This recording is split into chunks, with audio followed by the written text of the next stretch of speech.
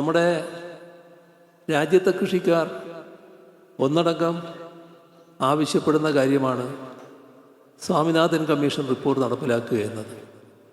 കാർഷിക പ്രശ്നങ്ങൾ പരിഹരിക്കുന്നതിന്, കർഷകർക്ക് സംരക്ഷണത്തിൻ്റെ ഭാഗമായി താങ്ങുവില നൽകുന്നതിന് എല്ലാം സ്വാമിനാഥൻ കമ്മീഷൻ ശുപാർശ ചെയ്തിട്ടുണ്ട്. സ്വാമിനാഥൻ കമ്മീഷനും ഈ പറഞ്ഞ കാലത്ത് രൂപം കൊടുത്ത കാര്യമാണ്. അത്തരമൊരു കമ്മീഷൻ രൂപം കൊള്ളണമെന്ന് അന്ന് ആവശ്യപ്പെട്ടത് ഇടതുപക്ഷമായിരുന്നു. ഇടതുപക്ഷത്തിൻ്റെ ആവശ്യത്തിൻ്റെ ഭാഗമായാണ് സ്വാമിനാഥൻ കമ്മീഷൻ രൂപീകരിക്കപ്പെട്ടത്.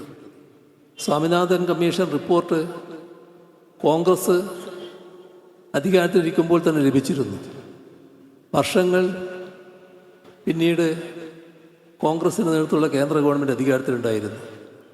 പക്ഷേ ആ കമ്മീഷൻ റിപ്പോർട്ട് നടപ്പാക്കാൻ കോൺഗ്രസ് ഗവൺമെൻറ് സന്നദ്ധമായില്ല. ഇപ്പോൾ നമ്മുടെ രാജ്യത്തെ നരേന്ദ്രമോദിയുടെ ഗവൺമെൻറ് ആ കമ്മീഷൻ റിപ്പോർട്ട് നടപ്പാക്കുന്ന കാര്യമേ ആലോചിക്കുന്നില്ല. അതായത് കൃഷിക്കാരെ സംരക്ഷിക്കുന്നതിനുള്ള ഒരു നടപടിയും സ്വീകരിക്കാൻ തയ്യാറില്ല എന്നർത്ഥം. എല്ലാ അർത്ഥത്തിലും കർഷകദ്രോഹ നടപടികളുമായിട്ടാണ് കേന്ദ്ര ഗവൺമെൻറ് മുന്നോട്ട് പോകുന്നത്.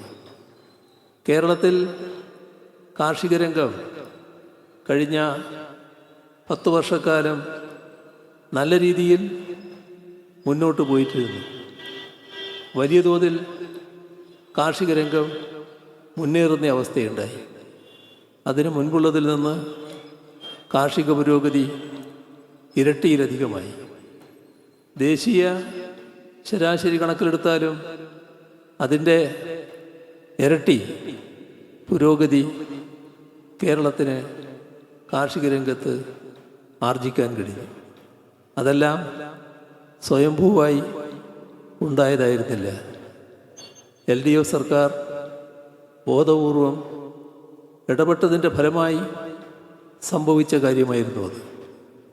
നമ്മുടെ കേരളത്തിലെ കർഷകരെ സംരക്ഷിക്കുന്നതിനുള്ള വിവിധ നടപടികൾ, അതിൻ്റെ ഭാഗമായി താങ്ങുവില പ്രഖ്യാപിക്കുന്ന അവസ്ഥ, നമ്മുടെ കാർഷിക വിളകൾക്ക് താങ്ങുവില പ്രഖ്യാപിച്ച് നടപ്പാക്കപ്പെട്ട നില, ഇതെല്ലാം മറ്റൊരു സംസ്ഥാനത്തും ഇല്ലാതിരിക്കുമ്പോൾ കേരളത്തിൽ നല്ല രീതിയിൽ തന്നെ നടപ്പാക്കുന്ന സ്ഥിതിയുണ്ടായി.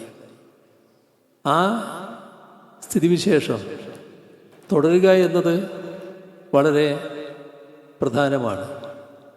തുടരുന്നതിന് ആവശ്യമായ നടപടികൾ ഇപ്പോൾ അധികാരത്തിലുള്ള UDF ഗവൺമെൻറ്റാണ് സ്വീകരിക്കേണ്ടത്. പക്ഷേ ആ നടപടികളിൽ അത്രമാത്രം താല്പര്യം UDF സർക്കാരിൻ്റെ ഭാഗത്തു നിന്ന് ഉണ്ടാകുന്നില്ല എന്നത് ഇതിനകം തന്നെ വ്യക്തമായി കഴിഞ്ഞിട്ടുണ്ട്.